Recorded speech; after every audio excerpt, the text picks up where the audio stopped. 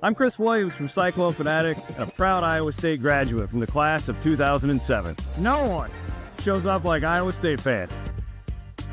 And Cyclones support Cyclones on and off the field. Your gift can provide scholarships to students, fund groundbreaking research. We could even drum up opportunities for the marching band.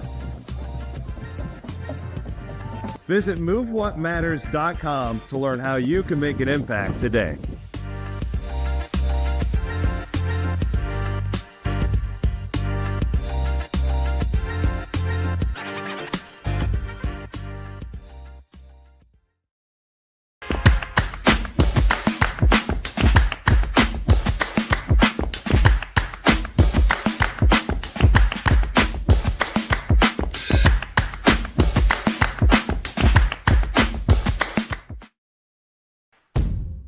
Chris Williams, Brent Blum.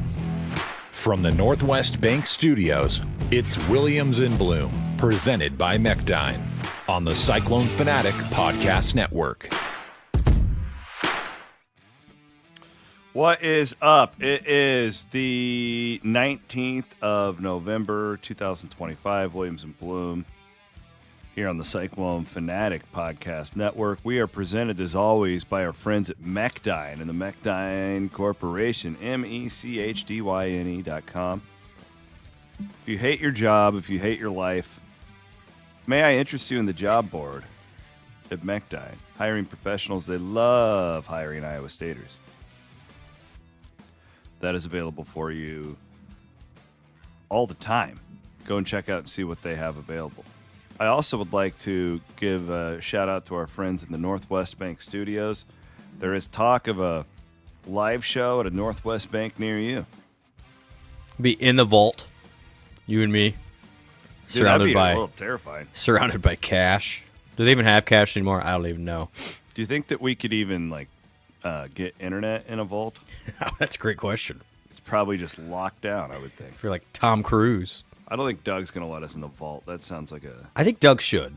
Doug. Sounds like a poor idea. I'm a fiduciary.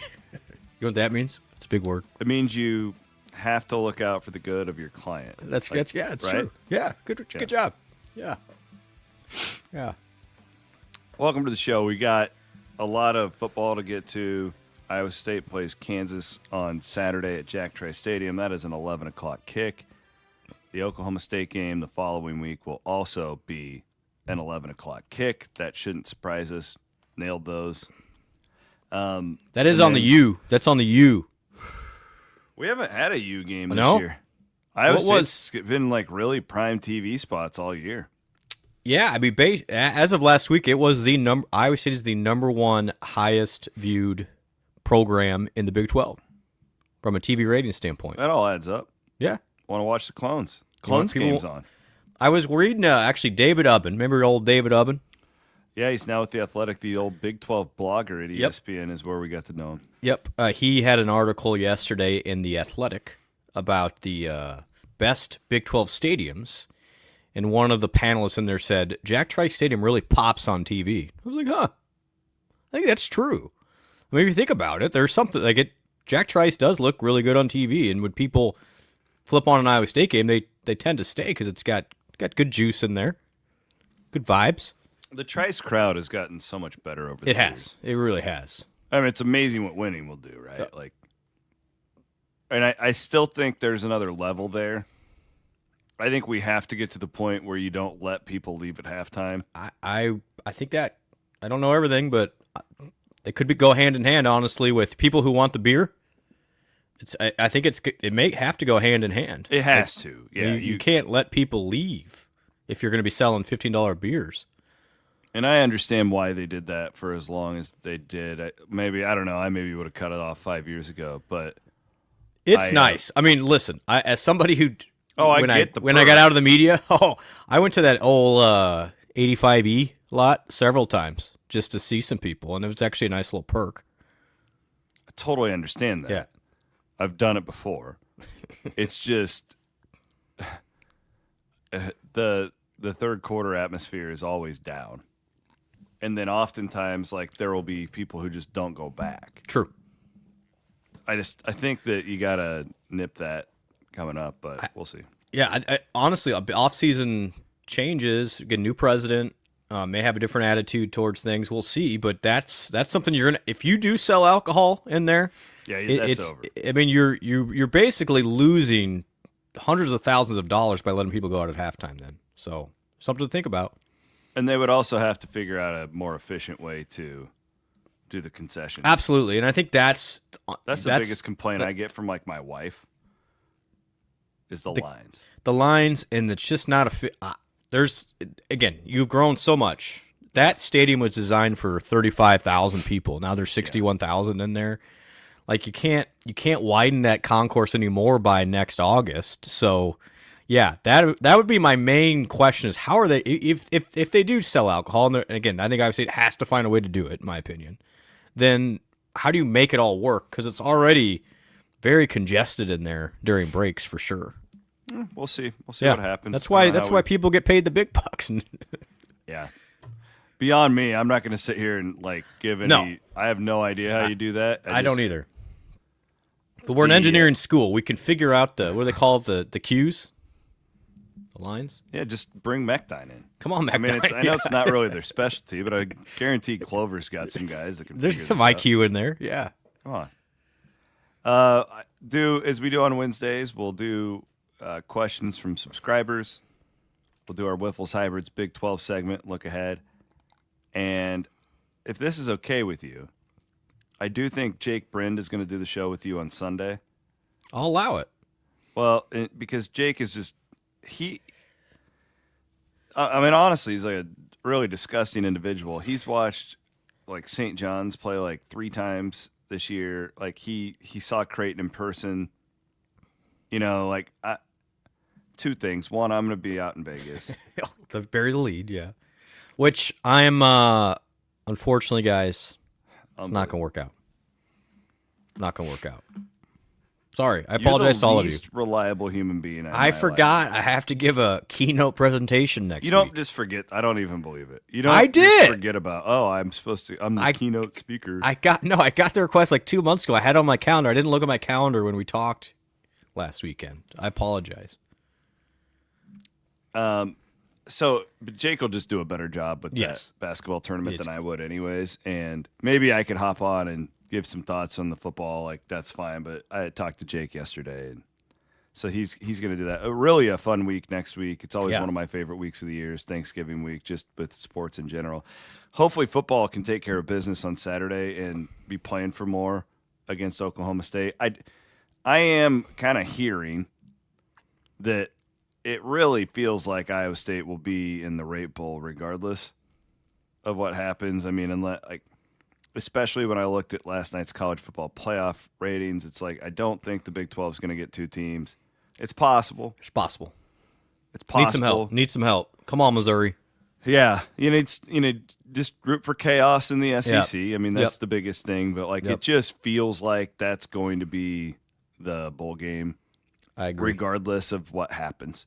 So, again, I'm not reporting it. Nobody knows any of this. Everything still has to play out. That's the gut that I have. So we'll see. And I think, as we talked about on Sunday Night Show, I think that's the best thing. I think that's the best scenario for Iowa State right now is to be able to go west and reward those fans out there. And you'll get a lot of Iowans that will go out there and do that despite the date as opposed to ones that will go to Orlando again. I think it makes sense for everybody. Yeah, that's, again, December 26th, so obviously the day after Christmas. So, a little bit from Matt Campbell's press conference yesterday. First of all, let's hear from Taylor Mauser. Always a great quote on momentum from that TCU game. I told those guys after whatever it was, the game before that, whichever the 4th loss, whenever we do turn the page and get this win, however we find out a way to do it, that's where I was most proud of our guys.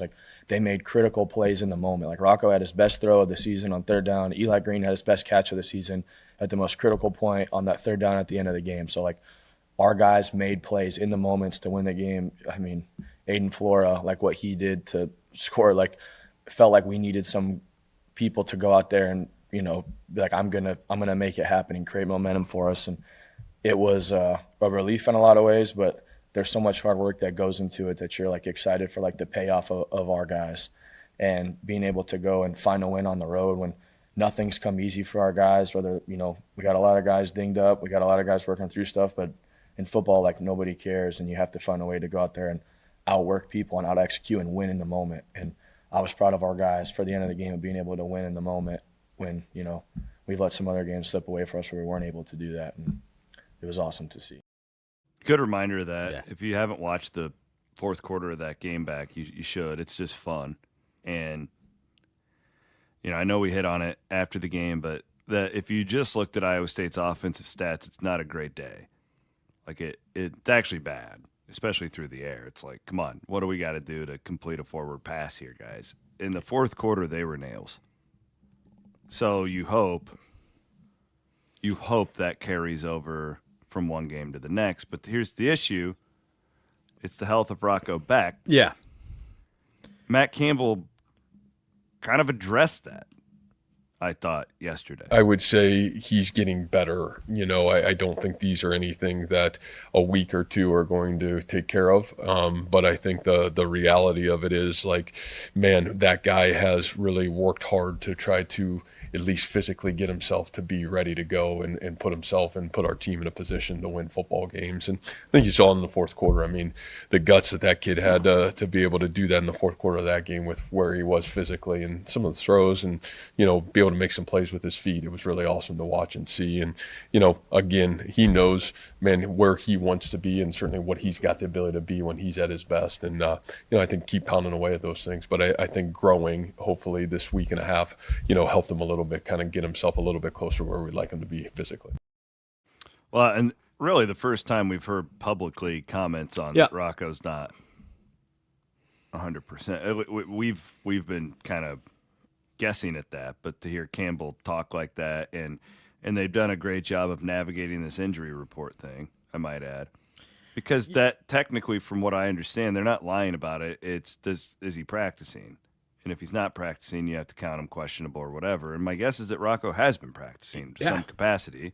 You can't just sit out all week. It's not like, Dom Orange, who's always listed as questionable. He's not taking hits. Like, they're keeping him out. When you're the quarterback, you got to be out there working on timing, So, yeah, just a few thoughts on that. No, that's really – so two things. I thought so Mauser in that, obviously, it's been a struggle the last 4 to 5 weeks for that offense. But that guy – I think so. I got a text last week from a player parent, and so there's a reason my kid likes playing for Mauser because he never gives up on him, type of thing. And I thought that was, that's indicative of why. Taylor's quote there was great. He's like, you know what, we haven't been good, but guys made plays when they needed to, and we're going to celebrate that, and we're going to build off that. I think that's kind of the MO. You go in these final 2 games. There's still a lot of young people on that offense, C-Dub. And you grow and get better. And I think Iowa State is, with that bye week, with Rocco's health, I think it's nothing like structural and like it's a knee or a foot or something. I think it's just he's just taking a beating. Just think about the hits he's taken and how much that can shoot it for anybody, especially at his size. So I think a week has been good for him. I think that fourth quarter was great for the offense, and I'm excited to see him. I think you could have a really good day for that offense on Saturday. Yeah, and then also – you add up the lack of him running. Yeah. And that's, like, to me, that was the tell that he's hurt or injured or whatever you want to. I think injured is, which one's worse, hurt or injured? I don't know. Whatever. Injured is worse, I think, yeah. Dinged up is what they always say. But that was like the tell for me. After I really studied that 4-game losing streak and watched the games back, when I was looking for anything I could find. Yep. Just didn't want to take a hit. Didn't want to take a big hit. And who could blame him? So I think, and this is why Saturday will be interesting, because Kansas is very susceptible to the run game, both running back and quarterback. We saw Iowa State, TCU try, Mansky tried Moberly. Well, you have some design stuff for those guys. I think there's an opportunity now that you've showed it a couple times, specifically with Mansky, to have him throw it then. because he's come in there and run it pretty much every time. So I hope I think they there's an play opportunity there. I hope Yeah. they play all three of those guys again. I agree. And again, this was the commentary that I gave after the Arizona State game. I never thought you should bench Rocco. Like, that was never my take.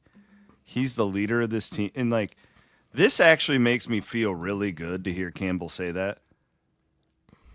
That we know that we're not just Imagining that it's not things. just this mental thing Yeah. that he's got the yips. Yep. We never thought it. But it's now okay, I feel a lot more confident giving that guy $1 million plus next year to come back. And this is a business now. Sure. That's a great point. This is a business now. And this is where, if I'm a fan, and I'm sorry to those folks in Ames in the football, they're not going to want to do this, but, I would lean in. You can't do it if everybody else isn't doing it. I understand. But if I'm college football in general, lean into the politics of this, lean into the business side of this, let it, the Levitt thing right now at Arizona State is fascinating. Holy shit, bring that out into the open. But we can't because you put yourself in structurally, the sport doesn't. I wouldn't do it if I'm Dillingham and Campbell, and I know why they don't, and I know why these universities don't want payroll out there, and I get it. They're 19-year-olds. I understand it all. But this is a big thing. You got to think through it. It's a good point. What I'm saying from an Iowa State football standpoint, if there's something wrong with Rocco physically, it makes me as a fan feel much more confident about investing that much in him next year. Because when he was healthy this year, he was a top 10 quarterback in college football. That is a wonderful point, and something that obviously the staffs and the GMs are thinking about. Yes. Absolutely. How do you allocate your dollars? That conversation has not made the public yet, really. But if you think about it, okay, let's just, for the sake of argument, C-Dub, let's say every football team next year, I'm going to give you a number, and again, people are going to go above that because they've got NIL over the top. It's something that Iowa State just really doesn't have right now, though, okay? So I'm just putting that out there. Would love to get there. But let's say Iowa State's football budget, C-Dub, is $15 million next year, all right? If you're going to give the quarterback, the average Power 4 quarterback, starting quarterback's probably about $1.5 million this year. You're spending 10% then on one person? So that's a great question. Do you want to do that? Now, obviously, quarterback's the biggest position in all of college athletics. You need a good one. But I do think, just like in the NFL, the Brock Purdy's and the Jalen Hurts coming in as a fourth round, seventh round pick, whatever those guys were, it makes for an interesting conversation of what is the best way to allocate dollars. And I also think too, it's this is a little bit. This is why I think that because right now, clearly you try and win every game. I'm not saying that these games are not valuable. I would never do that. I would say there's a chance to win 9 games for only the fifth time ever. Yeah. It totally matters. My point here is that if Rocco is fighting whatever, as Campbell alluded to, he's a hit away from being out. And that's the case for the first game next year, too. Let's see what Moberly and just get Mansky and Moberly on the field. That's all and they did against TCU, and I loved it. And it doesn't have to be for more than 2-3 plays, but I like that, and I hope that they lean into that again. I really I feel more comfortable in the future. You're helping those young men out, and we don't want those young men to transfer because they're really good players. They're both really good young quarterbacks. This is the fascinating argument about college athletics in 2025. It's all of that. Yeah. You want to know what you're investing in. I mean, you see them in practice, but when the lights come on, it's a different deal. So you try. Iowa State has played a lot of guys this year. That's one strength of the Iowa State football program, and honestly, it's very strategic. They play a lot of guys. Yeah. Because number one, it keeps them invested in the program, and number two, you get eyes on them. You see how good they do in that moment. And I think Iowa State's. But yeah, I agree. The quarterback would be an interesting conversation. I think the final 2 games, it's not a shot at Rocco, but it's let's see how Mansky and Moberly do. Maybe with a series or 2. I don't think it's out of line. No, and again, I can't emphasize it. You're not benching Rocco. No, you're definitely not. You're and the other thing is when you pay Rocco, you're basically paying another coach too. Absolutely. And that's the cool thing about that quarterback room is Mansky and Moberly are Rocco's their hero. This isn't. Well, then the soft side of this, C-Dub, is if you let, and this is what I'd be careful if I'm Arizona State here, because it sounds like Leavitt may entertain the highest dollar offer, which I understand. Like Rocco could absolutely do the same thing. If you lose, though, a quarterback that has become the face of your program, that really could impact, on the holistic end of fundraising, interest in the program, all of those things. You know what I mean? And we were all concerned about that in the last couple of years, and that was a bad start to the Otzelberger era when you lose Hunter right after that NCAA tournament. It was like, oh no. I'm going to tell you guys, and it's actually wrote this in your book. It's a little hint of your book. Yeah. Bloom's guest NIL chapter. It's great. It's the best chapter of the book. I disagree with that, but why Iowa State football succeeded is it all started with Will McDonald. Because Will McDonald stayed, then TJ Tampa stayed, then Jalen Knoll and Jaden Higgins stayed. Now Rocco and Dom stayed. So you can once that domino goes, and if your quarterback goes, it's kind of like an invitation for everybody else. Is like, oh, I guess nobody's safe then. So I think there is a kind of a soft set of intangibles there as well with keeping your best people. I don't think they're I'm not saying Rocco's go. By the way, that I'm not saying, but I'm just saying these are the conversations that now you have to have as a program. Well, and even like with basketball is a great example, like keeping that core four together. And I know how big of a chore that was. Oh my gosh, yeah, basketball is worse. Yes. Because there's just so many more bad actors in that sport. It has been the case forever. Has nothing to do with it's just you've got AAU coaches, moms, dads, uncles. The high school coaches are pretty irrelevant in that sport, which is really unfortunate because they're usually the ones who have the best intentions, who aren't family. But you've got shoe companies, you've got agents, you've got in one guy can make such a huge difference on any roster. We were C-Dub. You were. I called you in the middle of. We were. It wasn't just one guy, by the way. That was a tumultuous spring. Oh my gosh! But but again though, the ultimate message that it sends when you keep your guys and exactly. And I also think it's like the huge part of this is you're rewarding your fan base for its hard work and showing up and you got it. All of those things. Yep, and you again. I think at Iowa State, that what has made Iowa State successful in this area is by keeping your guys. So the Dillingham deal is weird. Like he came out and did that rant. Yes. Which, by the way, if you're interested in that, I would love for you, Blum, to listen to my CW pod. I haven't caught it yet. On Iowa I'm Everywhere, but I talked about it for 25 minutes and just did a real deep dive on that to make sure I'm accurate in your mind. I'll give you the really quick version of that, and then we need to move on. That I love his message. So give it for those who didn't catch it. What did Dillingham say? Aiden, do we have that video?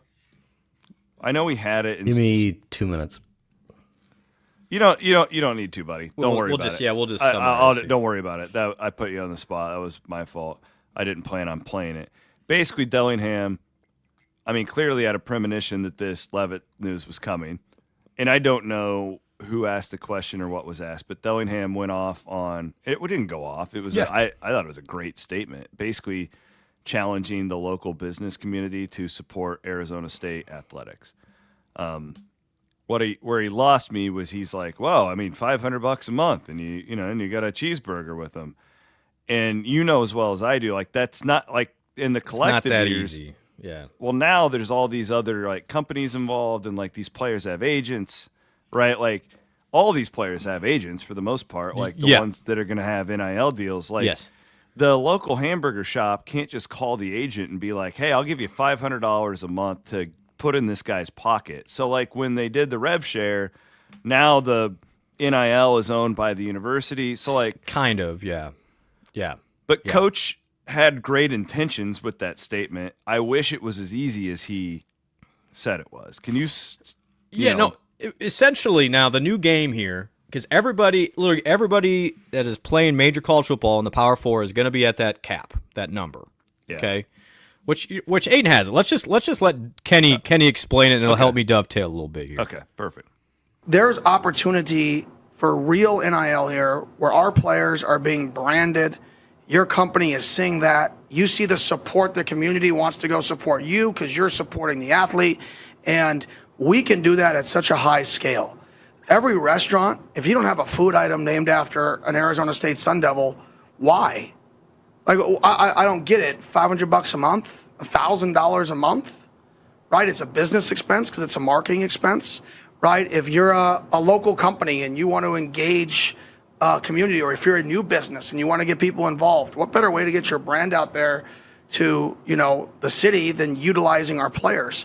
So everybody thinks this is like a race to, I can't give a $70,000, $700,000 deal. No, we have a city behind us. If every restaurant in our city gave a kid a $500 or $1,000 a month deal to advertise them for them, I don't know the math behind the amount of restaurants, but I feel like we'd be in a good spot. And I know we're not going to get all of them, but what if we got 25% of them, right? And I think that's the last piece of this thing that, and I'm never satisfied. I want to keep pushing, right? But I do want to say, like, the university has, they've been very, very supportive.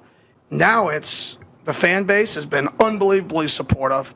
Now it's okay, this last step. How can we work it together to where the local businesses, successful people in the Valley want to see us succeed? Because our success leads to more success in local business. That's all it is. I mean, we're a revenue generator for the city.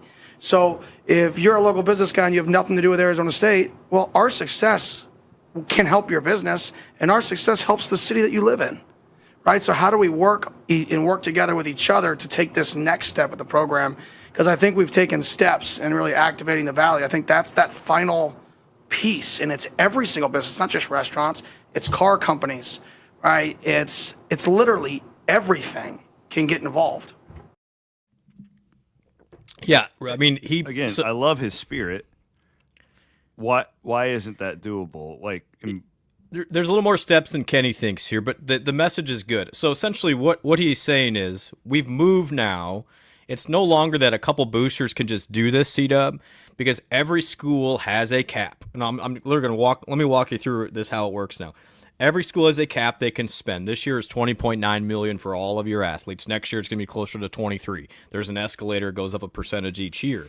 And so how schools are being competitive now in NIL with that cap, that does not include actual NIL dollars from companies.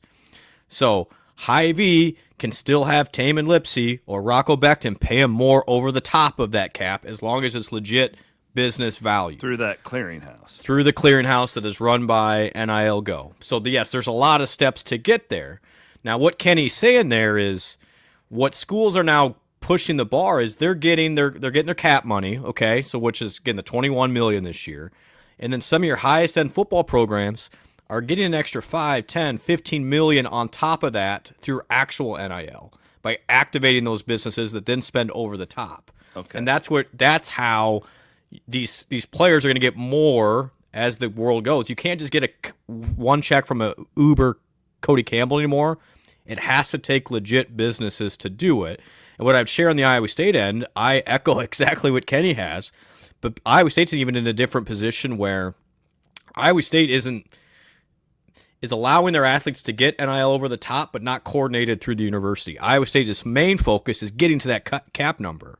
So we're also behind pretty much all the monster programs as well, because Iowa State essentially is not allowing through the university to get that extra $5 to $10 million because Iowa State's kind of holding all that NIL themselves. So if Hickory Park wanted to call up an offensive lineman, yes, and say, I'll give you $1,000 a month to let us name a menu item after you, could they do it? Absolutely. Okay. Absolutely. I didn't think you could. Yeah. So I was wrong. Absolutely can. Yep, okay. You can. And then, but what most schools are going to do is they'll co-brand it, right? And so they'll run through their multimedia partner. In my example, though, they couldn't wear the logo.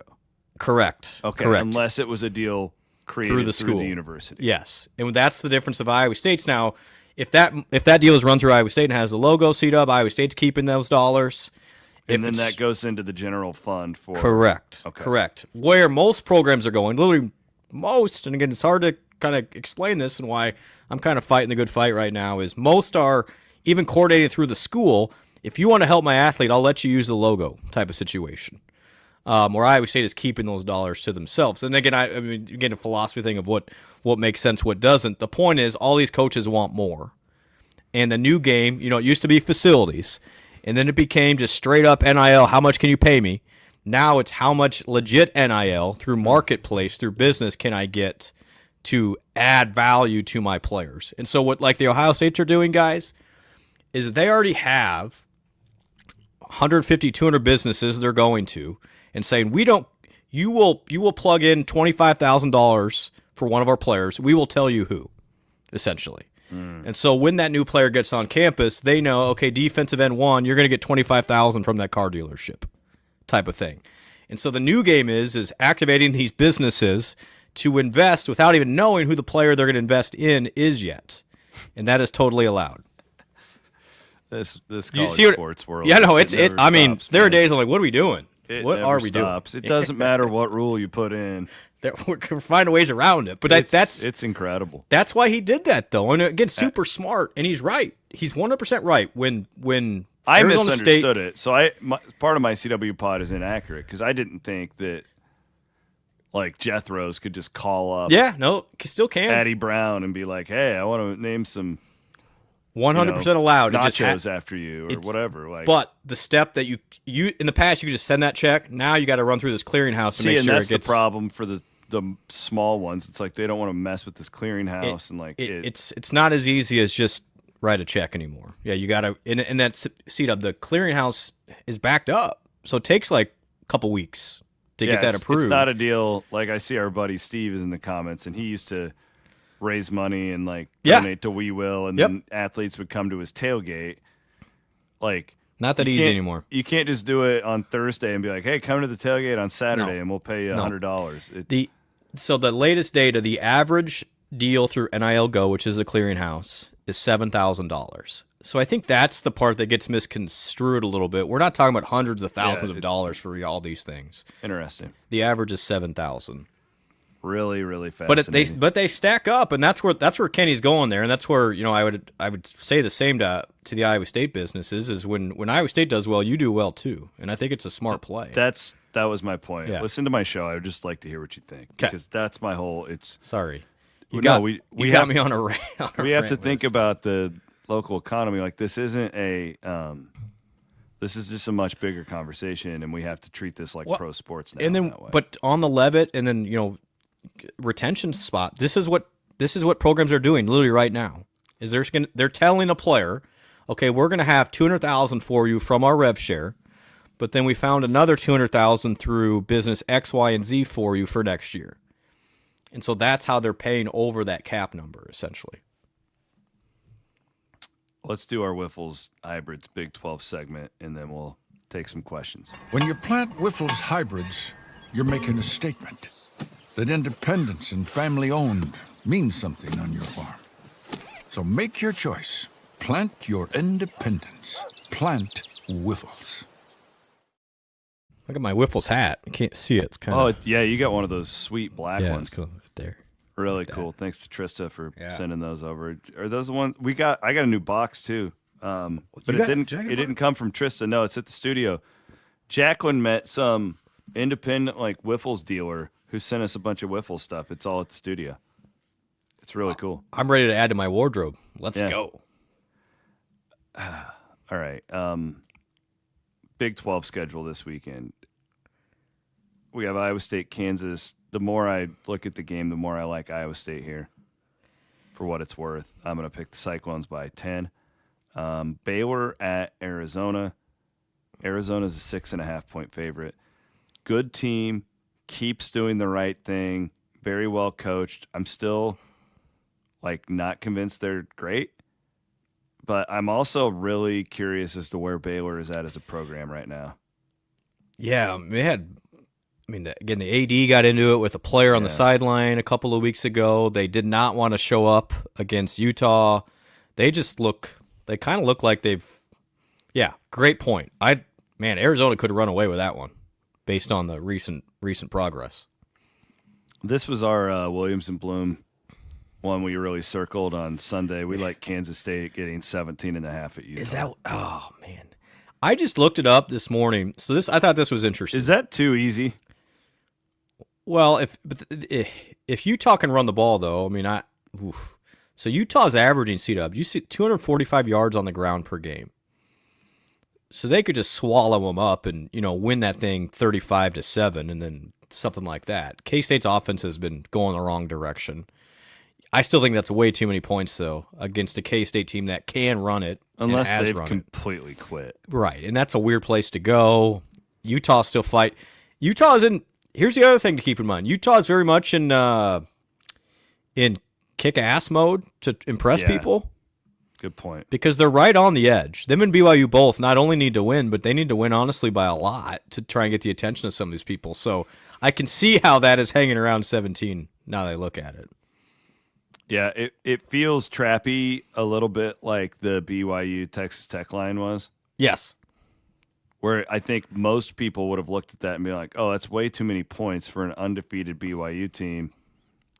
I would still lean Kansas State because I think Kleiman's a good coach, and I think that he'll do everything he can to shorten that game. I agree. I agree with that. And it's a day game. It's not like, I don't know if it matters, but it's not one of those like 9:15 kicks for the central time zone team that's got to go out there. If K-State can run it a little bit, that's going to be within 17. I'm in my head about this one. I need your help. TCU at Houston. Houston's a 1.5 favorite. Every ounce of my being tells me that TCU is going to make this super interesting and that Houston has dropped off. Like, Houston just seems different in the last month. And everybody's down on TCU right now. But, what we've seen on the field from them lately, if you just watch them, they don't look very good right now. So I think this would be a stay away from me. Yeah, I'm not. I don't have a great feeling. I don't have a great. I could see either team winning by 10 points, and those games I don't like at all. Okay, so we're on the same page there. And then with Oklahoma State, UCF on ESPN Plus. How appropriate. Skipping it. Yeah, exactly. This was our upset special, BYU at Cincinnati. I still think so, by the way. I do too. I'm picking. But Bloom, how many times do we fall into the BYU trap and lose? 3 years in a row. 2 years in a row. He can't keep doing it. Bear can't keep doing it. I'm picking Cincinnati in this game. Bear against the Bearcats. I mean, look out. Ooh, I hadn't thought about that. Whoa. Tiger. And then we got Arizona State at Colorado. And, here's the problem. The Big 12 now is so big, and it's everywhere in college. It's not a Big 12 thing, but that's what we focus on here. Hassel and I do these top 3 games of the week every Wednesday night on our show. There's just not as many good games anymore because I think, I don't know if there's been a study done. There's a lot more good teams. There's also a lot more bad teams in college football. I don't think we have as much. Like, the Big 12 this year has been relatively disappointing in the craziness aspect of it. It's become quite predictable. That's a good point. Yeah, there really hasn't been a whole lot of shockers per se. Which is, I think you could make an argument is good for the league. You want to have really good teams that are playoff contenders. Man, we're getting a lot of bad games weekly. And it doesn't help, and this is going to be an issue going forward with college football in particular, when you focus so much on the playoff. Even, honestly, 6 years ago, Iowa State trying to win its 7th game and Kansas trying to get bowl eligible would be a big story. It'd be a big deal. And now I think both fan bases who had, playoff aspirations might be high for Kansas this year, but now they look at this game as like, it's just kind of there in a way. You know what I mean? Like you're disincentivizing some games late in the season when it doesn't involve the playoff anymore. And that's why I refuse to do that these last 2 games. I'm with you, but I think that is why I think nationally you think, oh, well, this game does it have any impact on the playoff? No. Okay, then it doesn't matter.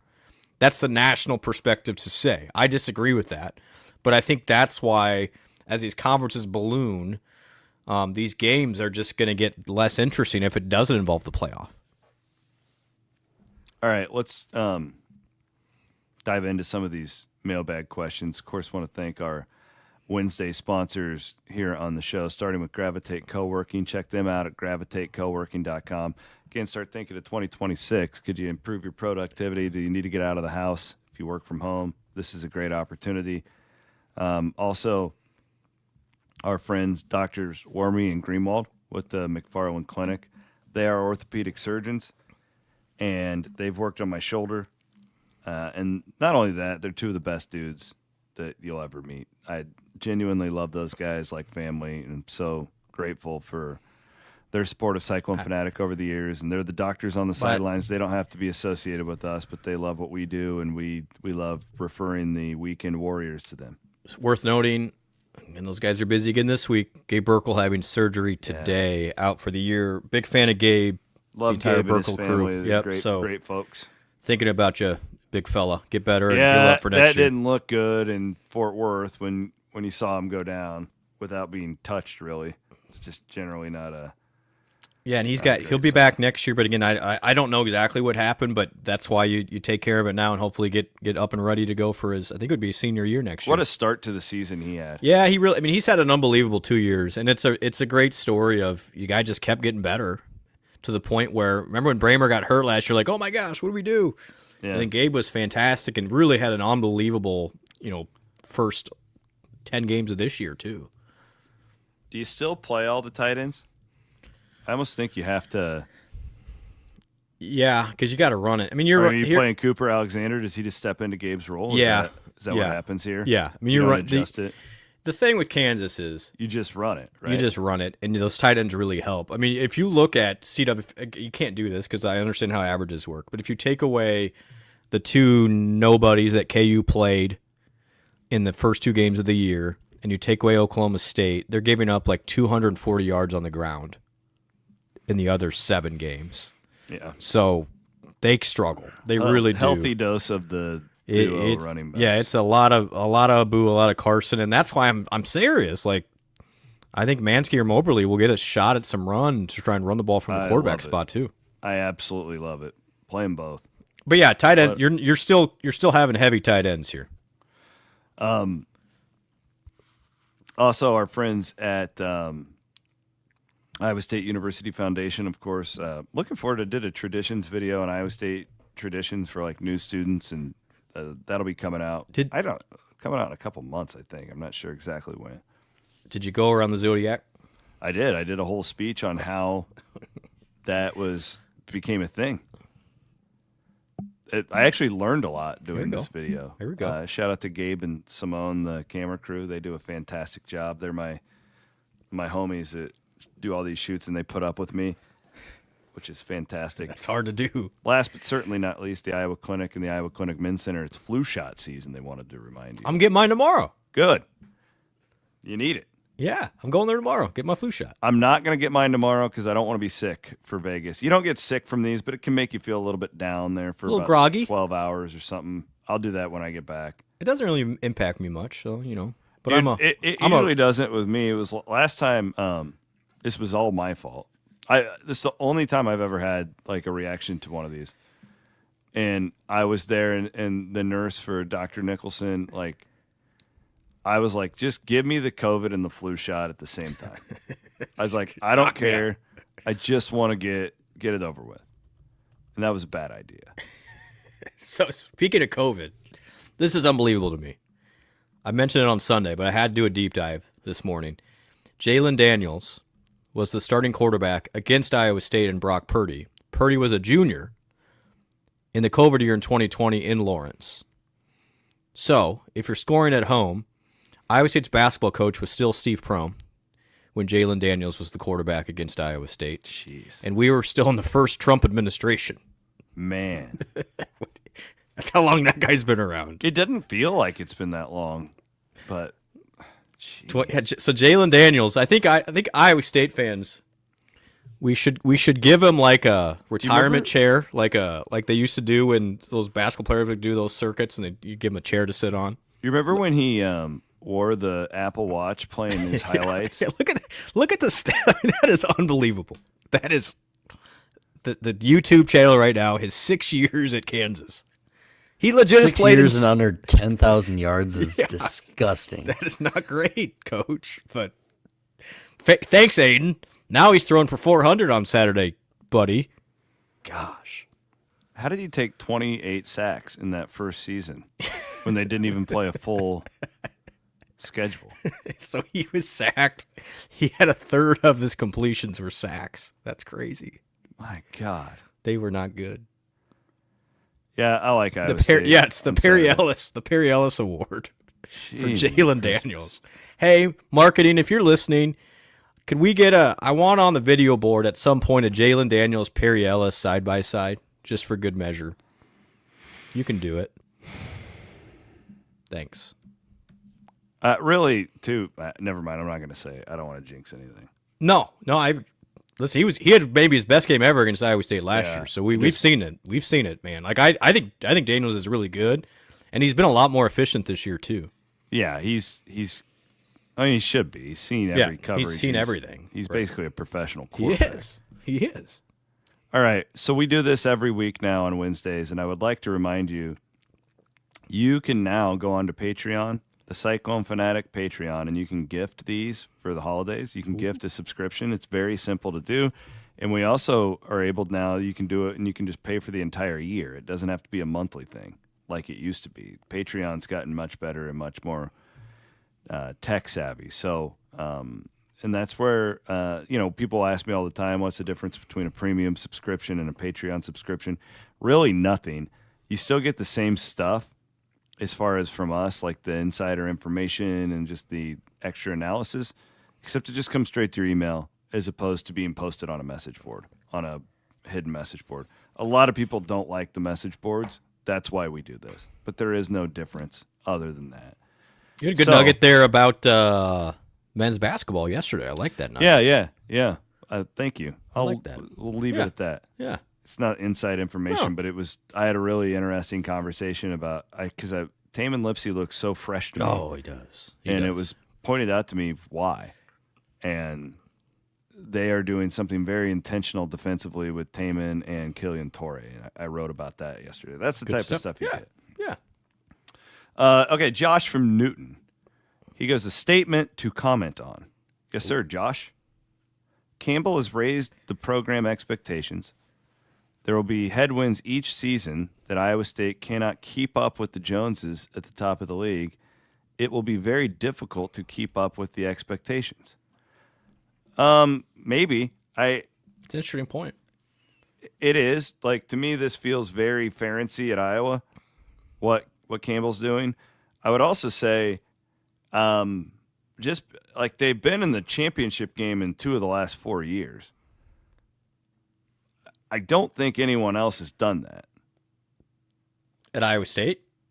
No, in the Big 12. Oh, 2 of the 4. Yeah, I mean, yeah. It's weird because Oklahoma's gone. I guess my whole point is, let's not jump to conclusions here. Like, would it shock you if next year they're in that spot? It should be good next year, by the way. Yeah, Should it be would really not good next surprise me at all if they're right back. But it is like it is harder when you raise expectations. I mean, I'm looking over here at this. I have it framed, standard raised with a picture of the Liberty Bowl, the Liberty Bell, and it was like, think about where we were at that point, and you're like, wow, this is great. And he did raise the standard. That was the thing, and it does get more challenging the better you get. So I guess that's true.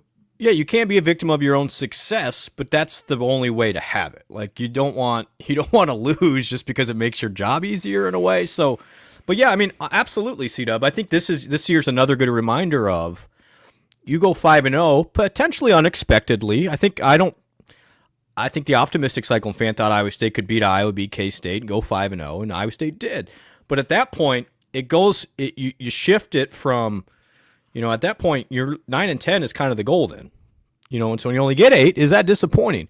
And I could see if I'm a coach, I'm a player, I'm like, man, 8's still pretty good. I'm like, yeah, yes, it is. So both things can be true, and I think that's where if I'm the coaches and I'm the players, I'm like, I like expectations to be as high as possible, but you have to invest just like those other big programs too. Then, if you're going to hold me to that same standard, fan base, then I need the same resources they have too. And I think that's the counter sometimes between what our expectations, what they should be at a place at Iowa State. Yeah, I think that's totally fair. And I think that, who was the old coach? I think Larry said it to us, like, there's one thing that it doesn't matter. Like fans will always want, and that's more. You need more. Yeah. Yeah, Always. and it doesn't matter if it's Paul Rhodes or Matt Campbell or if Matt Campbell would leave. And it to should the be next that. guy. It Yes. should be that way. Now, where it gets unreasonable, in my opinion, is Iowa State's just never going to be a place where you're an LSU and you can just fire somebody 3 years in because I don't mean, that's, I don't like the playoff or bust mentality in all of college football right now. Totally agree. And I think don't that's like that. we're getting close. Like actually, it was Eli Drinkwitz had a great quote about that. He's going to have an interesting story, by the way. Our guy Eli over at Missouri he might jump because he's frustrated with the resources that they get at Missouri, even though the state of Missouri allows the in-state schools to pay high school kids. By the way, do you know that? I did, yeah. Yeah, that's what Missouri has, and Iowa definitely does not have that. But I had this same conversation yesterday about Drinkwitz Bloom because I said, would that be a job Matt could jump for? But it's like you gotta. Do you want to be an underfunded team in the Big 12 where you've been there for a decade and have great question, or do you want to go and be an underfunded team in the SEC where you got to play that schedule every year? It's a great question. And that's why I think the next 3 weeks in this sport are going to be completely wild, fascinating. And I think it'll tell us a lot about what expectations should be then, quite candidly. Great question, though. I think it's a fair, and I would ask, I think it's always helpful for the fan base to reflect, even after a season. It's like, what should the goal be? Or should I be content with this? And the reality is every fan is different. So they all think they all have different opinions and think differently. And the age thing is a real thing too. Like our kids just think Iowa State football is just we're gonna win 8-9 games every year. Like that's just Elise has literally said to me, well, it's like she watches and like to her it's just TJ. Yep. Like she doesn't even comprehend that this is like a Big 12 bet. She's like, yeah, well, TJ's teams never lose. They never lose. Right. No, I totally. I'm like, well. My 7-year, I had a chat after the Arizona State game. My 7-year-old, after Iowa State lost, is like, Dad, we don't lose at Jack Trice Stadium. I'm like, well, you're right. Buddy, but let me sit down and tell you. It's like, well, he's like, what's going on? This guy named Vince Young came to town. He's like, what's going on this year, Dad? I'm like, well, buddy, let me tell you about Shaky Smithson. Yeah, exactly. Graham Harrell. I bet, like, you don't know what you don't know. Yeah, for sure. And Aiden and I were talking about this yesterday, and I referenced the '92 Marv Seiler game. Yep. His parents probably weren't even married then. 92. Like, my dad was a freshman in college. Oh, in '92. There you go. So he was probably at the Marv Seiler game. That was that was November. Was that November 19th? Is Marv Seiler still a thing? Like, could I get him on the show in the off season? Yeah. I think That'd I think Marv's good. Anybody has a Marv Seiler connection? Marv's still running somewhere. It was November 14th, 92. I was close. It was the 14th. Is that game available on YouTube? I don't think so, because I would love to watch it. Dude, that's have about 10 Guinness night and watch that game. Because I'm a nerd. I just Googled the game, and it looks like there's a 57-minute video about the game. Oh. I don't know if that's a game broadcast. So what I did do, and somebody asked this, I was going to get to it. Kyle. Marv Seiler almost Kyle's takes it in all the way. chat on YouTube because we're doing the Fanatic the Book series. Yeah. Where Rob and I and Jake are talking about all the different stories in my book. You should do one of those episodes with me. I'd love since to. you were a part of the book. He says, where can I find the BYU Hoops game from 2013? Because I talked about that in our last episode. That is on YouTube. It's like the BYU TV YouTube page. I watched it, and I had... In fact, I think I watched it twice when I wrote that chapter because I just enjoyed it so much. Like the first time I was just like enamored with it, and their long shorts and Niang huffing and puffing to get up and down the floor. And then the second time I was taking pretty intense notes. Man, that was a fun one. KJ Bluford, man. KJ Bluford. I listened to that. That was a great podcast because it's like Fred's like, what? I played KJ Bluford? I don't think Fred remembered he even recruited KJ Bluford. Well, it was a short era. So time. That Marv so if you Google or YouTube Iowa State, Nebraska in 92, they do have the Cyclone replay with Pete Taylor and Eric Heft up there. I know what I'm doing this afternoon. I know what I'm doing tonight, baby. Gonna pour me a Guinness and watch the 92 Nebraska game. Eric's beard still looking strong, by the way, even in 92. Steve Kemp wants to do a rewatch the 92 Nebraska game at the Lonely Oak Distillery in the offseason. Let's go. Sounds good. Ty Stewart, 4 field goals. Man, what a time to be alive. Okay, happy memory. Let's go. Now we have Jake from Newton. It's the Newton Day. Newton show. Flip on over to basketball. TJ likes what he sees staying with a larger rotation so far. Do you think that he actually sticks with playing 10 guys regularly? Bateman seems like he's making shots guy moving forward, and either Plata or Mulder will take over in my mind. My quick reaction to this is that we saw a bigger rotation at the beginning of last year, and it trimmed down. If you remember, what's his name? Noyes was playing. Yeah. I think the way he wants to do the fives in my conversations with him and just reading between the lines, I think he wants all three of those guys to be a part of it based on matchups. I think he wants Mulder to be like the Chapman role, to just come in and rough people up. I do think that, Buchanan, in my mind, is the clear first five. No but doubt. From what I understand, Plata they really like, but he hasn't been in good enough shape yet. And they're working on that. Like, they're working on his body and all those things. It's a big change from playing in Europe to over here. I think it's a fine line. I mean, how do I say this? Iowa State will play 10, but not every game. A lot of it's going to be matchup stuff, foul trouble stuff, specifically for the bigs. But I agree with you. Bateman's going to play every game. Torrey's playing every game. Heisey's playing every game. So Nelson's going to play every game. So it's definitely a 9. Yeah. I agree. It's definitely a 9. Now, there are some games, maybe Bateman only plays 9 minutes or 10 minutes. That's where my head is.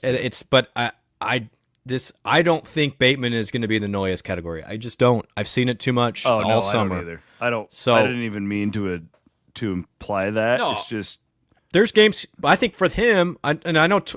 By the way, Jake, my guy Jake sent me a message. He's like, "How are you guys not saying this yet?" I was like, "What, Jake?"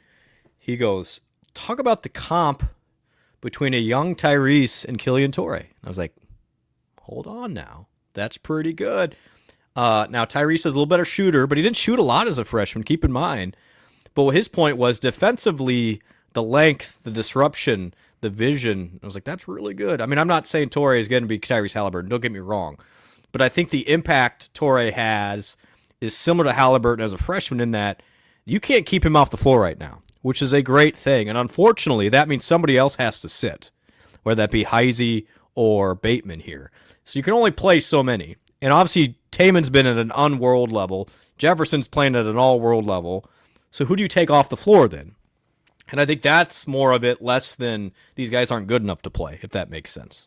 And if you go, this is a little bit what I wrote about yesterday for our subscribers, but if you go and look at even like the Kim Palm rotations, Taman and Torrey are kind of like a tandem right now. They have been. Like they play very well off of each other. They really want those guys on the floor together, which is, I think it might inadvertently hurt Bateman's minutes, and it may not even be a commentary on Bateman. Totally, it's not, because they love him, and clearly his body's ready. A lot of these guys will wear down, like Bateman and Torrey. I mean, they're the two best guard bodies of freshmen, maybe that Iowa State's ever had. Yeah, I mean, you gotta go back. Stinson. Stinson was the only guy I could think. Blaylock wasn't there. He wasn't there. You're right. Yeah. You know what I mean? Yeah. Lindell is physical as a young guy. Good point. Lindell. Yep. But I mean, these guys are ready to go, and nobody anticipated Torrey being this good this quickly. And so it's going to detract some minutes, unfortunately, I think, from Bateman in the short term. But the other point, there are games where you're going to need a shooter out there, and that's what Bateman can do. Who was the guy? They basically let somebody out of their commitment. a Michigan kid. Oh yeah, last year. Oh shoot, Remember? And it was kind of like news. Moore. Yeah, Malachi Moore. Yeah. Where did And he get that? everybody's like, why? This is why. Yeah. Because they were watching Torre. And, Yes. And I told our subscribers good point. this at the time. I'm like, this is like they're trying to do the kid a solid. Yeah. He doesn't want to come here. Yeah. Like, Here we are. Because they watched Torre and they're like, oh my God, like we hit on this. And they just knew it. He's And- got. I mean, you guys can see it. This has been one of the cooler surprises in a long time at Iowa State basketball. They knew he was good. They didn't think he was going to be this good. He's such a crowd favorite, too. And he's a good dude, too. Yeah, he's Well, a good dude. he saved Jefferson from getting ejected the other night. That was so dirty. That was such a dirty play by that, whatever they were called, Springwood, Stonehill Stonehill College. All right, last question for today. I know we only got to 3 of them, but we'll get to more next week, I promise. Jared from Waukee.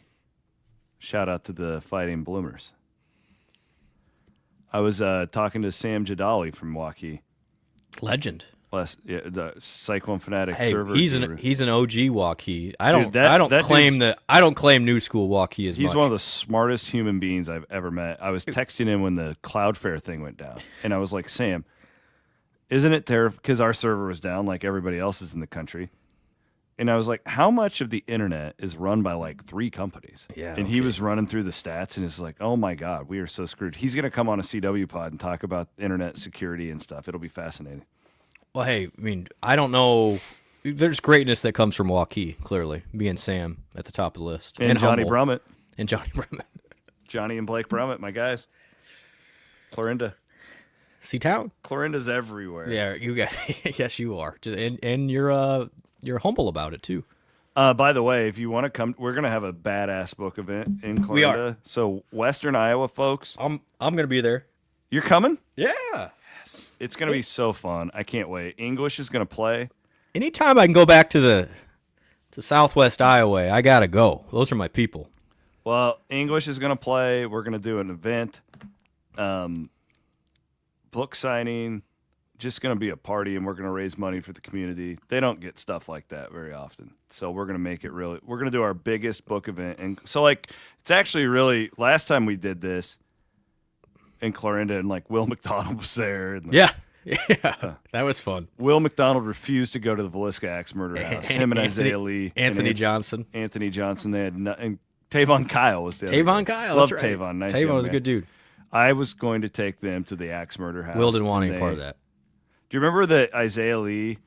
We were at Jay's Pizza. Yes. And he ordered 2 steak sandwiches. Two steak sandwiches. Isaiah was a good dude, too. Speaking of, did you know this? I don't think people know. I'm just trying to December connect the dots here. 13th for that event, by the way. Okay. The Kansas defensive coordinator, did you know, is DK McDonald? I did know that. Yeah. Former, he's a Campbell guy. Yep. Was on the first 4 staffs. 4 That's years? another issue with this matchup. Yeah. It's the fight. different. It's different enough now, but like the first few times, they were tipped off on a lot. Yeah, and then Kansas had there's other Iowa State connection on there Yes, that the staff was concerned about. they knew a lot. Won't be the. There's enough of a separation now. I don't think it'll be as big of an issue this year. Yeah, that first couple though, Yes. it was a big deal. It was last year included. All right, so Jared and Waukee, do you have Yeah. a favorite team you've covered for football and basketball? Not the best, but you fell in love with the style of play, personalities, etc. For me, this year is one of my favorite football teams. I don't know if it's my favorite, but I absolutely love the players and their families and stuff on this team. Particularly, I think that Mauser, Haycock, and Campbell's just a fantastic trio. I really find myself emotionally connected to this particular team. Yeah, it's a good group of people. But I'm not saying that's my favorite. I was pointing that out. I would say, from that standpoint, yeah, the last couple have been really. I mean, it's not a mystery here. We are closer to the teams now than we used to be, especially you. What Rocco and the Beck family has meant to me and my wife is unbelievable. Like, I am a Team Rocco guy forever. I'm biased about it. I don't even care. But As far as like fun team, that 2017 football team was one of the favorite. That was maybe the favorite 6 weeks of my football watching life when they did that sequence from, what was it, the Oklahoma game, and then Kansas, and then Tech, and then TCU. That came out of nowhere, and it was so fun. So that team got a special place. I really like that Niang, DeAndre Kane team. Monte. That's the one that I would have said 2013-14. They the were Niang broken foot year. Yep, they were. That was an unbelievably entertaining team. And then I'll throw in for the old timers now, Tim Floyd's Dedrick Willoughby team, R.I.P. Dedrick. So Dedrick, Kenny Pratt, J.C. Holloway, the Big Eight champions, Kelvin Cato, Sean Bankhead. Man, that team made me fall in love with Iowa State. So those guys for sure. 2005 football is special for me because I have so many friends that played on that team, guys I lived with, best man at my wedding. And then I got to throw in, and I know you do too, the Bridget Carlton senior year team. We did a lot of radio for that group. Absolutely. And they were awesome. Doesn't this Iowa State women's team feel like it could be one of the most fun teams in the history of the athletic department? They and personality-wise, I think you guys hop on board. Yeah, get on the bandwagon. They play Iowa and Hilton. That thing's going to be a sellout. I'd get your tickets now. I think that's going to be one of the better atmospheres ever at Hilton Coliseum. I really do. Coming up. Iowa's pretty good, too. Like they're very good. I've had Iowa State's number a little bit. Oh, that's a big game, man. It's a huge Finley game. He wants and needs that one. Huge game. Yeah. The couple back-to-back nights in Hilton, man, that's going to be fun. I don't want to leave any out. Like so many of those Hoiberg teams, I felt like the first Prom team just had such an opportunity to be that, and they made a Sweet 16. I mean, but it felt underwhelming based on but then they did hit. I actually think that second Prom team may have been more fun. Yeah. When Burton was just dunking on everybody. Yeah, and they were shooting at Matt.